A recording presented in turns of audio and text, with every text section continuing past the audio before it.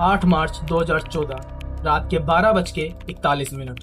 239 लोगों को लेकर एक जहाज उड़ा और फिर हमेशा के लिए गायब हो गया। 10 साल बाद भी दुनिया के सबसे बड़े दिमाग उसे नहीं ढूंढ पाए। आज मैं आपको वो सच बताऊंगा जो मीडिया ने आपसे छुपाया।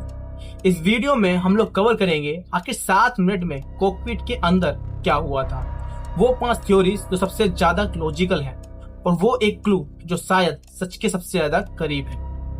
इमेजिन करो, आप एयरपोर्ट पर हो, किसी अपने को बाय कर रहे हो। वो प्लेन में बैठते हैं कुआलालंपुर से बीजिंग जाने वाले MH370 में। आपने हाथ लाया, उन्हें स्माइल के साथ बाय किया, सिक्योरिटी गेट के अंदर आ गए और फिर आपने उन्हें कभी नहीं देखा। 239 फैमिलीज के साथ कुछ ऐसा ही हुआ। कोई बॉडी नहीं, कोई वेकेज नहीं और ना ही कोई जवाब, बस एक जहाज जो हवा में घुल गया। MH370 एक बोइंग 777 दुनिया का सबसे सेफ एयरक्राफ्ट में से एक। फ्लाइट कुआलालंपुर से बीजिंग जा रही थी। टोटल जर्नी करीब 6 घंटे की थी। रात को 1:19 पे आखिरी ATC कम्युनिकेशन होती है। को पायलट ने कहा गुड नाइट मलेशिया 370। उसके बाद साइलेंस। लेकिन यहीं से असली मिस्ट्री शुरू होती है। प्लेन ने सडनली अपना ट्रांसपोंडर ऑफ कर दिया, जिसका मतलब होता है कि किसी ने जानबूझकर प्लेन को रडार से इनविजिबल किया। फिर प्लेन ने यू टर्न लिया, लेकिन बीजिंग जाने की तरफ नहीं बल्कि वापस। मिलिट्री रडार ने उसे ट्रैक किया साउथ चाइना सी की तरफ, पर वहां भी कुछ नहीं मिला। प्लेन 7 घंटे तक उड़ता रहा बिना किसी कम्युनिकेशन के। सैटेलाइट डाटा के अकॉर्डिंग ये साउथर्न इंडिया ओशन की तरफ था, लेकिन वहां पर भी कुछ नहीं मिला। तो चलिए स्टेप बाय स्टेप समझते हैं कि आखिर उस रात को हुआ क्या था। तो प्लेन रात के 12:41 पर MH370 कुआलालंपुर से उड़ा। 1:07 पे लास्ट ACARS डाटा ट्रांसमिशन हुआ। 1:19 पे को पायलट के आखिरी वर्ड ATC को। 1:21 पे ट्रांसपोंडर ऑफ हुआ और 1:30 पे मलेशिया मिलिट्री रडार ने मालका स्ट्रेट के आसपास उसे ट्रैक किया।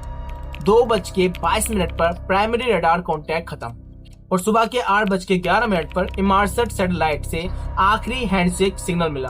मतलब प्लेन कम से कम 7 घंटे उड़ रहा था। आफ्टर डिस्पेरेंस इन्वेस्टिगेशन की सैटेलाइट डाटा से एक आर्क निकाला, जिसे कहते हैं 7th आर्क। इसी आर्क पर कहीं प्लेन होना चाहिए था, लेकिन इंडियन ओशन इतना बड़ा है जैसे कि आप किसी फुटबॉल ग्राउंड में एक छोटी सी सुई ढूंढ रहे हो। लेकिन अब तक आपने फैक्ट्स सुने, लेकिन अब मैं आपको वो बताऊंगा जो ऑफिशियली कभी एक्सप्लेन नहीं किया गया। आखिर कॉकपिट में उस रात को हुआ क्या था। सबसे पहली थ्योरी आती है पायलट सुसाइड, यानी जो कैप्टन जहरी अहमद इस प्लेन के पायलट थे। 53 इयर्स एक्सपीरियंस पायलट। कुछ इन्वेस्टिगेटर का मानना है कि उन्होंने खुद ये किया। एविडेंस ट्रांसपोंडर उन्होंने खुद ऑफ किया था। रूट चेंज डेलिबरेटली था, यानी उनके होम फ्लाइट सिमुलेटर में भी साउथर्न इंडिया का ओशन रूट थे। लेकिन काउंटर एविडेंस भी है। उनकी फैमिली और कलीग्स का कहना है कि उन्हें कोई भी मेंटल इशू नहीं था। दूसरी थ्योरी आती है ऑक्सीजन फेलियर। कॉकपिट में अचानक से ऑक्सीजन फेल हो गई, यानी ऑक्सीजन खत्म हो गई। सब लोग बेहोश हो गए। प्लेन ऑटो पायलट पर चला गया और जब तक फ्यूल खत्म नहीं हुआ तब तक प्लेन उड़ता रहा। अब ये थ्योरी इसलिए पॉसिबल है क्योंकि जो प्लेन था वो स्ट्रेट फ्लाई कर रहा था, यानी उसकी जो डायरेक्शन था वो कहीं और नहीं मुड़ा था। अब इसके बाद हमारी आती है तीसरी थ्योरी, टेररिज्म। प्लेन में 2 पैसेंजर थे जिसके पास स्टोलन पासवर्ड था, लेकिन इंटरपोल ने कंफर्म किया कि ये कोई एस्यूमलर या फिर सीकर्स नहीं है, ये कोई टेररिस्ट नहीं है। फिर भी ट्रांसपोंडर के डेलिबरेटली ऑफ होना सस्पिशियस था। Theory 4, technical emergency. कार्गो में लिथियम बैटरीज थी, तो क्या फिर ऑन बोर्ड फायर ने ये सब कुछ डिस्ट्रॉय किया? क्रू ने यूटर्न लिया नियरेस्ट एयरपोर्ट की तरफ, लेकिन फिर किसी ने कम्युनिकेशन क्यों नहीं किया? इसके बाद आती है हमारी 5वीं थ्योरी, मिलिट्री शूट डाउन। कुछ रिसर्चर का मानना है कि किसी कंट्री ने इसे थ्रेट समझकर शूट डाउन किया और कवर अप हो गया। ये कंट्रोवर्शियल है, लेकिन कंप्लीटली इम्पॉसिबल भी नहीं है। अब समझते हैं इन्वेस्टिगेशन के दौरान जो फेलियर्स हुए। सबसे बड़ा सवाल ये था कि अगर 7 घंटे तक एक प्लेन उड़ रहा था तो उसे किसी ने रोका क्यों नहीं, उसे किसी ने टोका क्यों नहीं। मलेशिया ने मिलिट्री रडार डाटा को घंटों तक छुपाया। अगर वो तुरंत शेयर कर देते तो शायद सर्च जोन और ज्यादा बेहतर हो सकता था। सर्च इनिशियली रॉन्ग लोकेशन पर था, साउथर्न चाइना सी की तरफ। 6 दिन बर्बाद हुए। सैटेलाइट डाटा को एनालाइज करने में हफ्ते लगा दिए। उस वक्त प्लेन को ट्रैक करना पॉसिबल था, लेकिन नहीं हुआ। 239 फैमिलीज आज तक क्लोजर का इंतजार कर रही हैं, और कुछ हद तक सिस्टम के फेलियर की वजह से। अभी कहानी यहाँ पर खत्म नहीं होती। अभी मैं आपको एक ऐसा पीस एविडेंस बताऊंगा जो 2023 में सामने आया और जिसने पूरी दुनिया को हिलाकर रख दिया। 2023 में America aviation expert Richard Godfrey ने एक नई टेक्निक यूज की।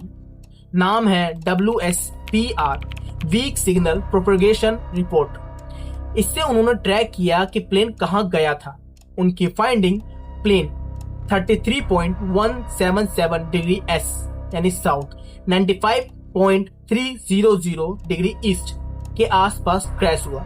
ये लोकेशन प्रीवियसली सर्च के बिल्कुल बाहर थी। 2024 में मलेशिया की न्यू गवर्नमेंट ने फ्रेश सर्च अप्रूव किया। ओशियन इन्फिनिटी कंपनी को कॉन्ट्रैक्ट मिला। अब अगर ये सर्च सक्सेसफुल हुआ तो शायद 10 साल की मिस्ट्री फाइनली सोल्व हो पाए। ये सिर्फ नंबर नहीं थे, 239 इंसान थे। चंद्रिका शर्मा, एक इंडियन वुमेन्स राइट एक्टिविस्ट, उनके बच्चे आज भी उनका इंतजार कर रहे हैं। गु नैनचिन, एक चाइनीज कैलीग्राफी टीचर, उनके स्टूडेंट आज भी उनकी याद में उनकी पेंटिंग्स बनाते हैं। इनके लिए और इन जैसे 247 और लोगों के लिए ये मिस्ट्री सिर्फ मिस्ट्री नहीं है, ये एक ओपन बाउंड है। MH370 एवियंस हिस्ट्री का सबसे बड़ा अनसॉल्व्ड मिस्ट्री है। हमने खोज की, हमने थ्योरीज बनाई और हमने सैटेलाइट डाटा को एनालाइज भी किया, लेकिन आज भी वो प्लेन समुद्र की गहराई में कहीं दफन है, और शायद जल्द ही हमें इसका जवाब भी मिलेगा। अगर आपको ये वीडियो इन्फॉर्मेटिव लगी हो तो लाइक कर देना, सब्सक्राइब कर लेना इस चैनल को, क्योंकि ऐसी और मिस्ट्री आती रहेंगी। और कमेंट में बताना कि आपको कौन सी थ्योरी सबसे ज्यादा सच लगी।